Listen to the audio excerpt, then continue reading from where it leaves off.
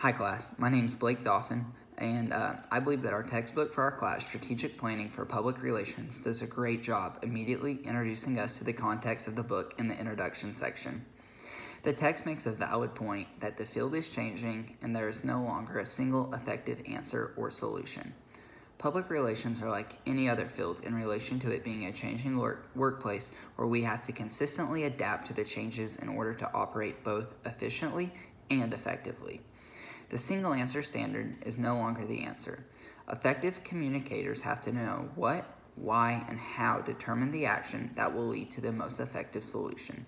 The ongoing changes make it difficult to provide a single answer, and that is why it is vital for communicators to have detailed information. Before this text, I did not know what integrated communication was. There is a lot more to it than I initially thought. It is fairly easy to see how a company is able to integrate marketing and advertising together, as many of their functions go hand in hand with one another. It is not always that clear when you begin to integrate public relations with marketing, or public relations with advertising, for two examples. I found myself agreeing with the purists who argue against integration because they fear it can dilute the disciplines. A business's main priority is to make as much profit as they can. Integrating functions can lead to a reduce in cost, but it is important that each function can effectively do their job or else can produce a negative impact for the company. I do not believe integration is completely wrong, but believe it should be done carefully because each function has jobs that are unique to themselves and may produce a negative effect if they are lost in integrated communication.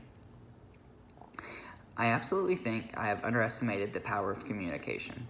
The Power of Communication article made a great point by mention that each and everyone in an organization is a communicator on some level.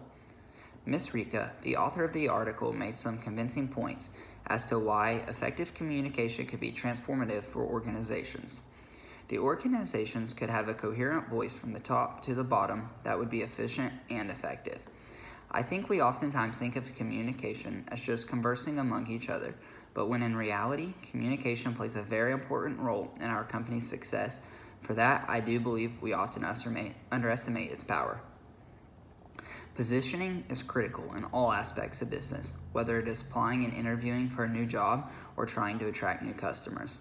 The way we position ourselves is crucial for our success. According to Mr. Gunderman, our big idea is what we want to put in the minds of our audience. It should be what they think whenever they hear someone talking about our organization, or what they think when they see our name or logo on something.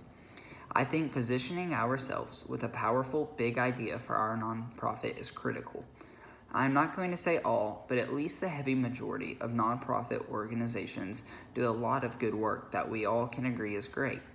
But it is critical for our nonprofit to determine our big idea and position ourselves to stand out and be uniquely different than other competing organizations.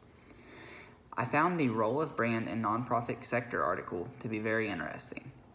Like the article mentioned, I also have always thought a nonprofit's primary use was for fundraising. Oftentimes, when you see a nonprofit's logo or brand, it is related to a fundraiser of some kind. This article opened my eyes to the positive effects a company can have by leveraging their brands, particularly for the larger, well-known nonprofits. Large nonprofit organizations like Red Cross, for example, can attach their logos to smaller nonprofits to help bring awareness to the smaller organizations. I think this is a really cool thing because most businesses take a financial profit-driven approach to everything, while this is a way for nonprofits to take an approach to benefit the society as a whole. I have never thought of limiting your mission statement to 8 words, but the 8-word statement article made a lot of points that point towards an effective mission statement. I like how they said to focus on the what and not the how. Keep it simple, tell them briefly but directly what you are doing, and make sure it is a clear message that makes sense. I can understand why it is difficult for businesses to create an 8-word statement. It can be hard to summarize all you want to do in such a limited amount of words. I would definitely need some assistance if I had a business and had to create an effective 8-word mission statement.